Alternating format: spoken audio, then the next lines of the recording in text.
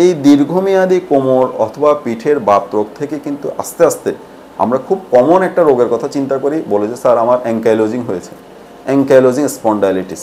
এখন রোগীরা আমাদেরকে জিজ্ঞেস করে স্যার অ্যাঙ্কাইলোজিং হয়েছে কিনা। যেমন গতকালকে আমি আমার চেম্বারে একটা রোগী দেখলাম, ওনার প্রশ্ন স্যার আমার তো আপনি বলছেন এসপিএ, আমার যে অ্যাঙ্কাইলোজিং হয়েছে কিনা বুঝবো কীভাবে।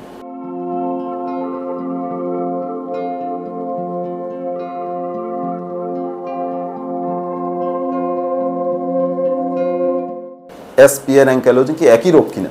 আমি বললাম যে হ্যাঁ আপনি খুব ভালো প্রশ্ন করেছেন। এই প্রশ্নের প্রেক্ষিতে আমি যদি বলি এসপিএ এবং অ্যাঙ্কাইলোজিং কাছাকাছি কিন্তু দুইটা টার্ম। আমরা যখন এটা দীর্ঘমেয়াদী কোমরের বাত রোগ নিয়ে আসতেছে, সেই বাত রোগের একটা টার্ম ব্যবহার করতেছে এসপিএ বা স্পন্ডাইলোআর্থ্রাইটিস। এটা যখন একটা অ্যাডভান্স স্টেজের দিকে যাচ্ছে তখন সেটাকে আমরা বলবো অ্যাঙ্কাইলোজিং। তাহলে অ্যাডভান্স স্টেজটা কি?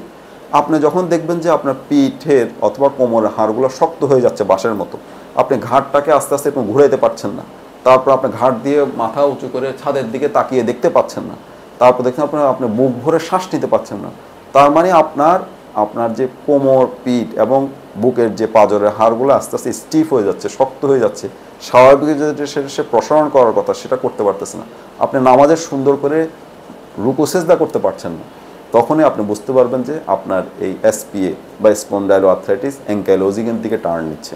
তাহলে এটা কিন্তু একদিনও হয় না, কিন্তু এই রোগটা আপনার হয়তো শুরু হয়েছে আজকের থেকে 10 বছর আগে, 8 বছর আগে, সেটা ধীরে ধীরে ধীরে ধীরে কিন্তু আপনার চিকিৎসার ভিতরে ঠিক মতো ছিলেন না, ডাক্তারের পরামর্শ ছিলেন না বলে এই রোগটা নিয়ন্ত্রণে ছিল না বলে আস্তে আস্তে অ্যাঙ্কাইলোজিংয়ে টার্ন নিচ্ছে।